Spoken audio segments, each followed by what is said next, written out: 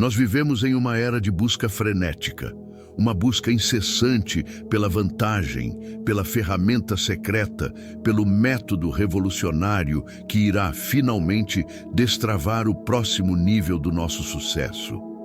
Nós gastamos nosso dinheiro em softwares de produtividade, investimos nosso tempo em cursos de marketing digital, devoramos livros sobre estratégias de negociação e passamos horas em eventos de networking, tudo na esperança de encontrar aquela peça que falta no quebra-cabeça da prosperidade. Acreditamos que a resposta está lá fora, em um novo aplicativo, em um novo contato, em uma nova e complexa estratégia que ainda não descobrimos. Nessa caça ao tesouro externa, nos tornamos exímios colecionadores de ferramentas complicadas, enquanto ignoramos, com uma negligência quase criminosa, a ferramenta de poder mais simples, mais antiga e mais fundamental que existe no universo. Uma ferramenta que todos nós possuímos, que carregamos conosco a cada segundo de cada dia e que, na maioria das vezes, usamos de forma descuidada, ou pior, contra nós mesmos. Esta ferramenta não requer assinatura, não precisa de bateria e não tem senha. Ela não custa absolutamente nada para ser usada, mas o seu uso correto pode gerar fortunas incalculáveis. Civilizações antigas a reverenciavam como a ponte entre os deuses e os homens. Textos sagrados a descrevem como a força criadora que deu forma ao próprio cosmos. E a ciência moderna apenas começa a arranhar a superfície do seu poder de influenciar nossa biologia e nossa realidade percebida. Essa ferramenta é a sua boca, e a matéria-prima que ela utiliza é a sua palavra. Antes que você descarte isso como um pensamento poético, entenda que as culturas mais sábias da história não viam a palavra como nós a vemos, um mero veículo para a troca de informações. Elas a viam como um instrumento de criação. O livro de Provérbios nos adverte há milênios: a morte e a vida estão no poder da língua. Não é uma metáfora, é um manual de instruções. A primeira página do livro de Gênesis descreve a criação do universo não como um ato de pensamento, mas como um ato de fala. E Deus disse: haja luz, e houve luz. O decreto precedeu a realidade. A palavra foi a causa e a matéria, o efeito. Essa verdade antiga, que tratava a palavra como um decreto com poder de engenharia sobre a realidade, foi em grande parte esquecida, trocada pela nossa obsessão com o mundo material. Mas ela foi redescoberta no século XX, não por um místico, mas por um pesquisador pragmático e obstinado, Napoleon Hill. E aqui chegamos ao grande gancho que irá guiar toda a nossa jornada neste vídeo. Diz a lenda que no final de sua longa carreira, após ter condensado as entrevistas com mais de 500 dos homens mais poderosos do mundo na sua monumental filosofia do sucesso, Hill estava em uma reunião a portas fechadas com seus protegidos mais próximos. Um deles, sentindo-se sobrecarregado pela vastidão dos 13 princípios, levantou-se e fez a pergunta definitiva. Senhor Hill, ele disse, depois de todos estes anos, de todas as suas pesquisas, se o senhor tivesse que condensar toda a ciência do sucesso em uma única e poderosa frase, um único decreto que uma pessoa pudesse usar todos os dias para, de forma infalível, reprogramar sua mente para a riqueza, qual seria essa frase? A sala ficou em silêncio. Napoleon Hill, dizem, parou e refletiu por um longo momento. A pergunta era monumental. Qual seria a síntese de uma vida inteira de trabalho? Qual era o decreto mestre, a afirmação perfeitamente calibrada que continha em si a essência de todos os princípios? Hill, segundo a história, sorriu e compartilhou com aquele pequeno grupo uma frase.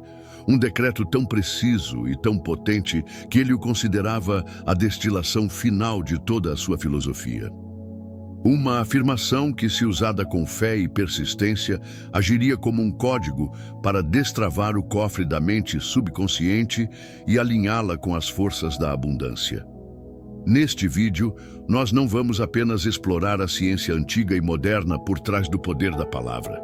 Nós vamos trilhar a mesma jornada de Hill, passo a passo, para que você entenda a engenharia por trás de cada parte de um decreto poderoso.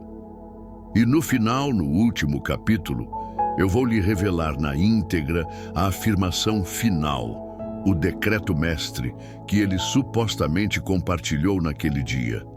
Mas para que você entenda o poder contido nela, primeiro precisamos entender a física por trás da palavra. Para compreender o poder explosivo contido no decreto mestre de Napoleon Hill, precisamos primeiro fazer uma recalibragem fundamental na nossa percepção.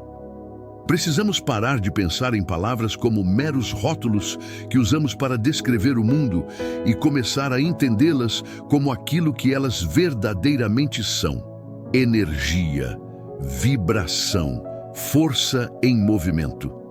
Cada vez que você fala, você está literalmente engajado em um ato de criação física. Suas cordas vocais vibram em uma frequência específica. Essa vibração agita as moléculas de ar ao seu redor, criando ondas de pressão que viajam pelo espaço. Você está, na prática, esculpindo o ar com a sua intenção. Esse som, essa vibração, então atinge o tímpano de outra pessoa, ou o seu próprio, onde é traduzido de volta em um impulso elétrico que o cérebro interpreta como significado. É um processo físico, do início ao fim. Mas o que acontece se levarmos essa ideia um passo adiante? E se o poder da vibração sonora não for apenas o de transmitir informação, mas também o de organizar a própria matéria? Existe um campo de estudo fascinante chamado simática, que torna este conceito visível. Em um experimento de simática, uma placa de metal é coberta com uma fina camada de areia.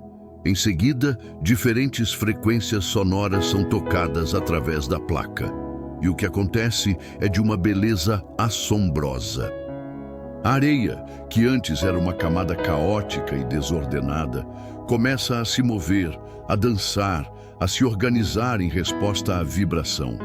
Em uma frequência, a areia forma um hexágono perfeito, com uma complexidade que parece desenhada à mão. Mude a frequência, e em um instante, os grãos se reorganizam em uma mandala intrincada, cheia de círculos concêntricos e linhas simétricas. Mude a frequência novamente, e um padrão que se assemelha a uma estrela ou a uma flor surge do caos.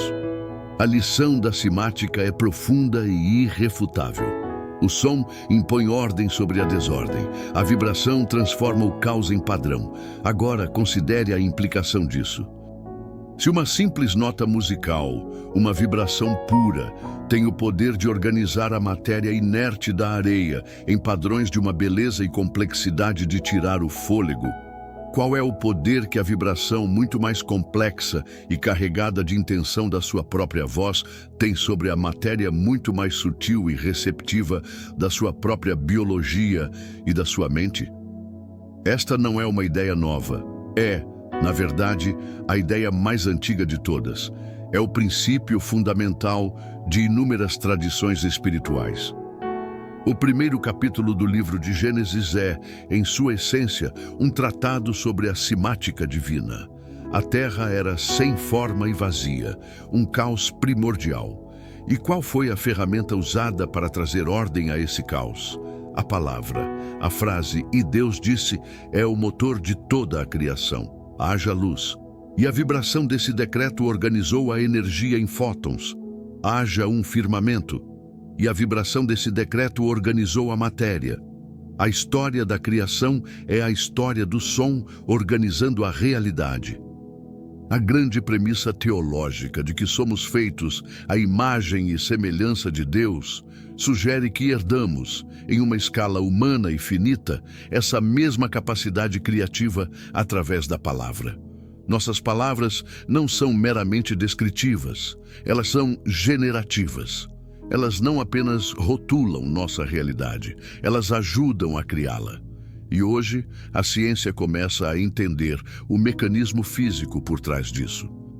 Quando você diz, mesmo em um sussurro, "eu estou exausto" ou "eu sou um fracasso", seu cérebro interpreta esse decreto.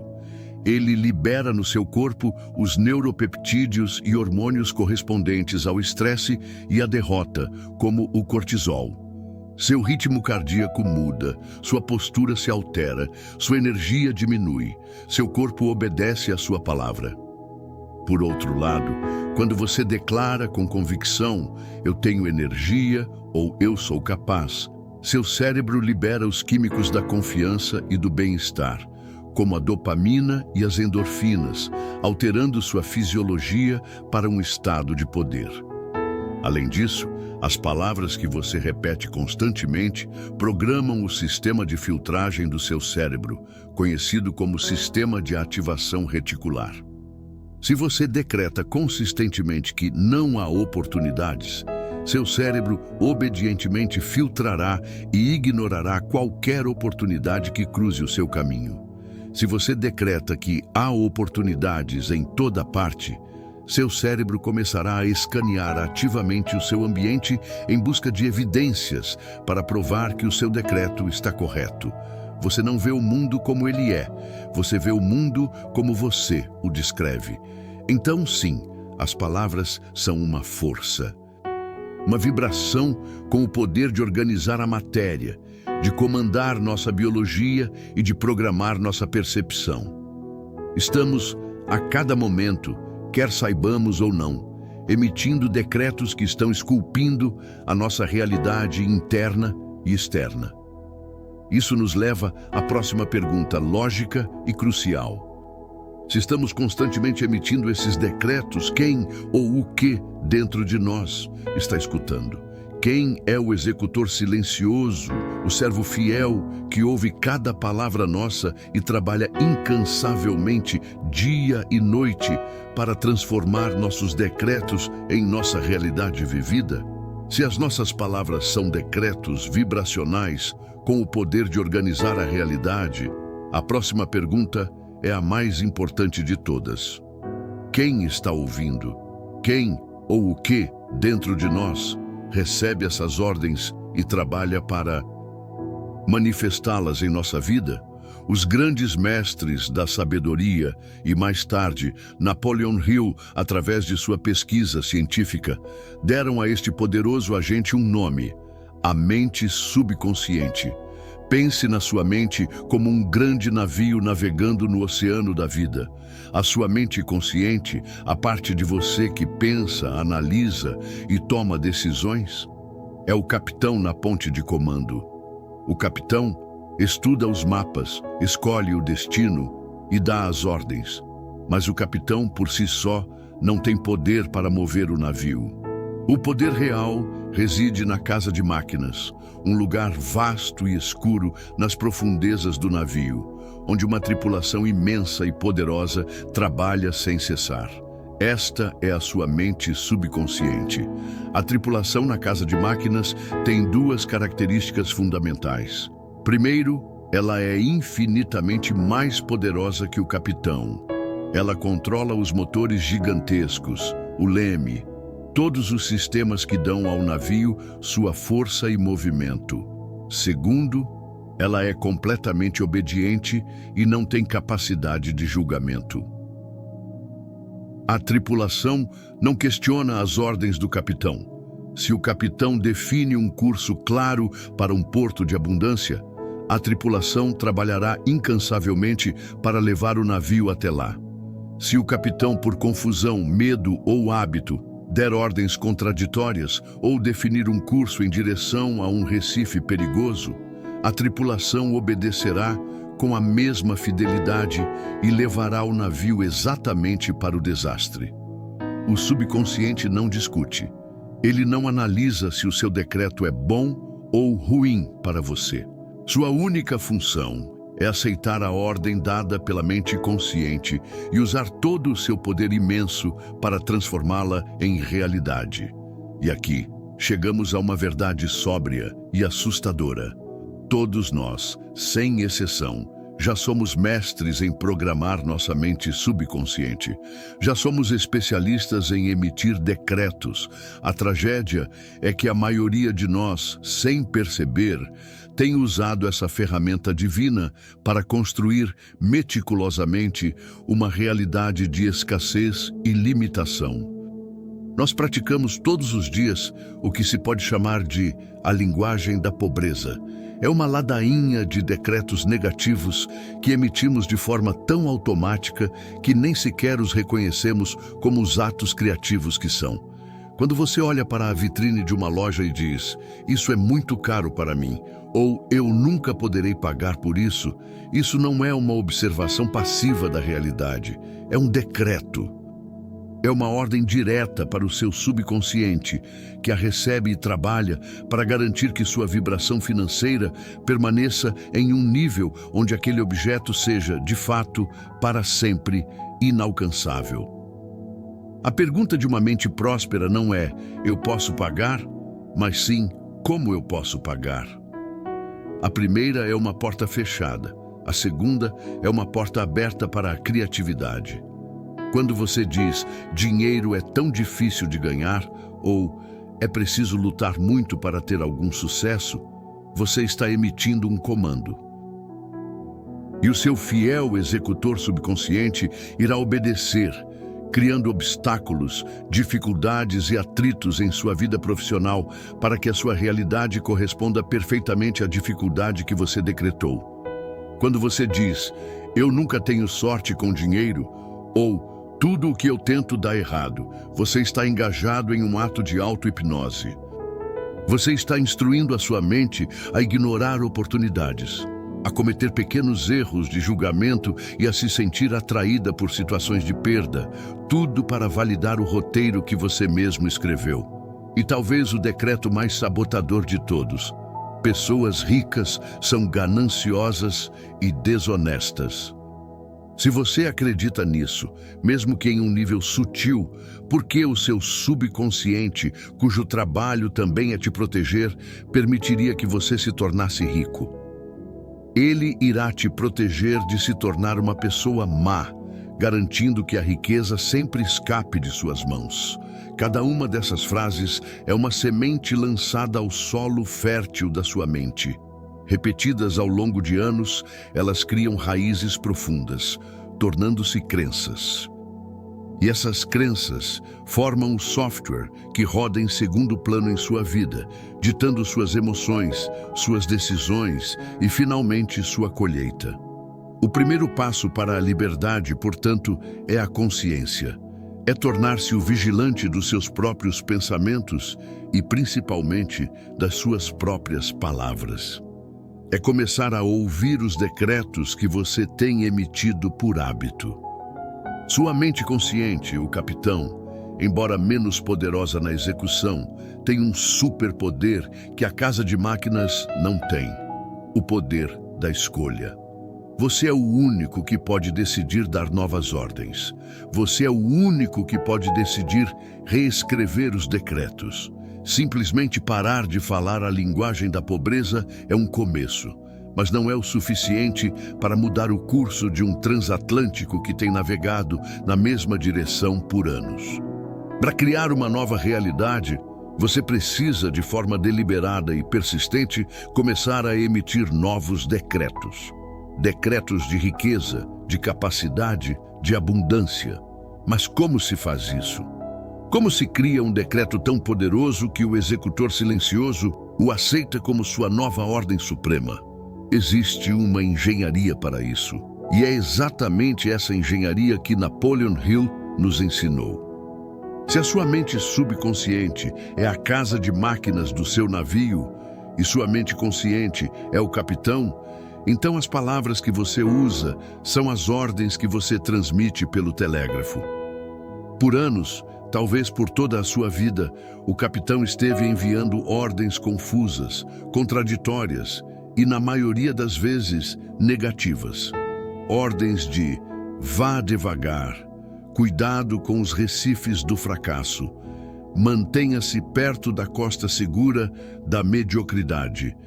E a tripulação, perfeitamente fiel, obedeceu. Agora, o capitão tomou uma nova decisão. Ele quer mudar o curso em direção ao Porto da Abundância. Mas não basta gritar novas ordens aleatoriamente. É preciso aprender a linguagem da casa de máquinas. É preciso entender a engenharia de um comando eficaz. Napoleon Hill chamou este processo de autossugestão. Não se engane com a simplicidade do nome. Isto não é pensamento positivo superficial. É um método de programação mental, com regras tão precisas quanto as de um engenheiro de software. Para que um novo decreto seja aceito pelo seu executor silencioso e substitua a programação antiga, ele precisa ser construído sobre 4 pilares fundamentais. O primeiro pilar é a clareza absoluta. Como vimos, o subconsciente não trabalha com ambiguidades. Seu decreto não pode ser "eu quero mais dinheiro". Ele precisa ser um comando cirurgicamente preciso. Eu terei em minha posse a quantia exata de R$500 mil até o dia 31 de dezembro de 2026. Esta clareza é o conteúdo da mensagem. Ela fornece as coordenadas exatas do destino para a casa de máquinas. É o quê do seu decreto. E como ensina Hill, ele deve sempre incluir o que você dará em troca, para que não seja um pedido vazio, mas uma proposta de valor. O segundo pilar é a carga emocional. Este é, talvez, o mais importante e o mais negligenciado de todos. A casa de máquinas não é movida pelo som das palavras, mas pela corrente elétrica da emoção que as acompanha. Você pode repetir uma frase 1000 vezes, mas se ela for dita de forma mecânica, sem sentimento, ela não terá força para penetrar no subconsciente. A emoção que ativa o decreto é a fé aplicada. Fé, neste contexto, é a habilidade de sentir a realidade do seu desejo antes que ele se manifeste. Ao declarar seu objetivo, você precisa evocar, com toda a intensidade que conseguir, o sentimento que você terá quando ele for alcançado. A gratidão, a alegria, o alívio, a confiança. Essa emoção é o combustível. Ela é a assinatura que autentica a ordem para o subconsciente. Um decreto sem emoção é uma carta não assinada. O subconsciente a ignora. Um decreto carregado com a emoção da fé é uma ordem prioritária que mobiliza todos os recursos. O terceiro pilar é a repetição constante. A programação antiga de escassez não foi instalada em um dia. Ela é o resultado de milhares de repetições ao longo de anos. Para instalar um novo programa, é preciso uma persistência igualmente dedicada. Um único comando, por mais poderoso que seja, não mudará o curso de um transatlântico. É a repetição diária, consistente, que cria um novo caminho neural em seu cérebro. É como abrir uma trilha em uma floresta densa. No início, é difícil, mas a cada dia que você passa por ali, a trilha se torna mais clara, mais larga, mais fácil de seguir, até que se torna o caminho principal. A repetição do seu decreto dia após dia, manhã e noite, é o que desgasta a antiga programação da dúvida e solidifica a nova programação da certeza, até que ela se torne sua nova crença automática. O quarto e último pilar é a cristalização física. Napoleon Hill insistia que a declaração do seu propósito e do seu plano fosse colocada por escrito. Este ato de escrever é de uma importância imensa. Ele força sua mente a organizar os pensamentos de forma clara e concisa. E, mais importante, ele move o seu decreto do mundo invisível e etéreo do pensamento para o mundo visível e físico da matéria. Ele se torna um objeto real, um totem, um contrato que você firma consigo mesmo. Ler as palavras que você mesmo escreveu, ver a sua própria caligrafia, engaja mais um dos seus sentidos e ancora o seu compromisso no mundo real, tornando-o muito mais poderoso. Esta é a engenharia do decreto. É a ciência da autossugestão. Você pega um comando de clareza absoluta, o carrega com a emoção da fé, o repete com persistência inabalável e o ancora no mundo físico através da escrita. Agora que você conhece a engenharia, que entende os 4 pilares que tornam um decreto eficaz, estamos prontos para o passo final. Estamos prontos para ver como é um decreto perfeitamente construído, que incorpora todos esses elementos em uma única e poderosa afirmação. Estamos prontos para o decreto mestre. Nós viajamos juntos por um território profundo. Redescobrimos o poder da palavra, não como um som, mas como uma força criativa capaz de organizar a realidade. Conhecemos o executor silencioso e poderoso, que é a nossa mente subconsciente, um servo fiel que aceita e executa qualquer ordem que lhe damos. E, finalmente, aprendemos a engenharia de um decreto eficaz, os 4 pilares da autossugestão: clareza, emoção, repetição e cristalização.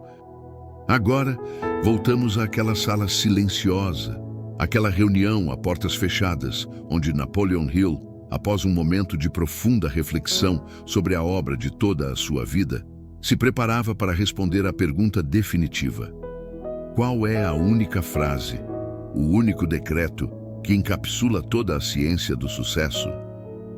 A afirmação que ele compartilhou não era uma fórmula mágica, mas sim um instrumento de precisão. Cada palavra foi escolhida por sua capacidade de ativar os princípios fundamentais que ele descobriu. Ela foi projetada para ser a instrução perfeita para o capitão do navio dar a sua casa de máquinas. O decreto mestre, a afirmação que sintetiza a filosofia de Napoleon Hill para a transmutação do desejo em riqueza, é esta: pelo poder da minha fé inabalável, eu estou, neste momento, transmutando meu propósito definido em sua realidade física e financeira. Ofereço valor justo e serviço de excelência como pagamento, e persisto com a certeza de que a inteligência infinita não falha em entregar aquilo que a minha mente concebe e acredita. Vamos agora dissecar esta frase, parte por parte, para que você compreenda a engenharia contida em cada palavra. Pelo poder da minha fé inabalável. O decreto começa por invocar a sua fonte de energia. Ele não começa com "eu quero" ou "eu espero". Ele começa com uma declaração de poder, ativando o segundo pilar da engenharia, a carga emocional. A fé inabalável é a fé aplicada de Hill. É a emoção que dá vida às palavras. Ao dizer isso, você está declarando que não está operando a partir da dúvida, mas sim da certeza absoluta. Eu estou, neste momento, transmutando. Esta é, talvez, a parte mais crucial. A escolha do tempo verbal.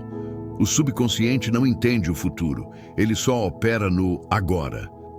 Dizer "eu vou ser rico" é adiar o comando. Dizer "eu estou transmutando" é um comando presente e ativo. A palavra transmutando é uma escolha deliberada de Hill. Ela significa a mudança de uma substância ou forma para outra. É exatamente o que você está fazendo. Transmutando o pensamento, energia invisível, em dinheiro, energia visível. Meu propósito definido. Aqui você ancora o decreto no primeiro e mais importante pilar, a clareza absoluta. Esta frase assume que você já fez o trabalho de definir exatamente o que quer, a quantia, a data. Ao dizer "meu propósito definido", você está, na prática, inserindo a sua planta baixa específica neste motor de poder, em sua realidade física e financeira. Esta parte define o resultado desejado de forma clara. Não é uma bênção abstrata, é uma manifestação no mundo real, no seu bolso, na sua conta bancária.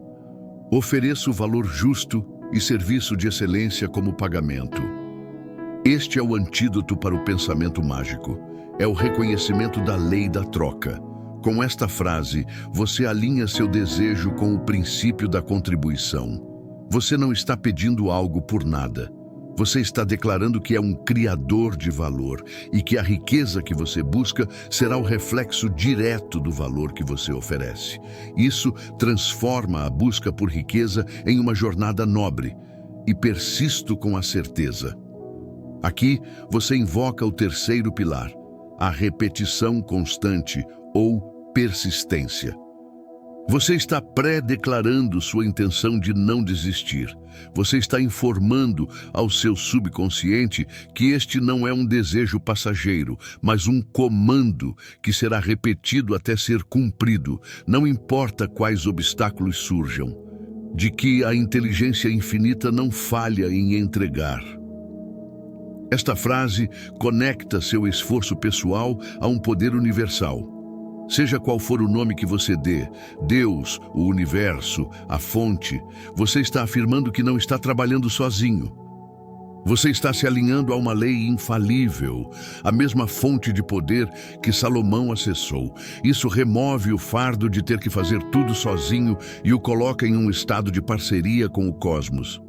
Aquilo que a minha mente concebe e acredita. O decreto termina com a frase mais famosa de Hill, a síntese de toda a sua filosofia. É a afirmação final de que a sua mente é o ponto de partida de toda a criação em sua vida. O que você consegue imaginar vividamente e no que você consegue acreditar ardentemente, você inevitavelmente irá realizar.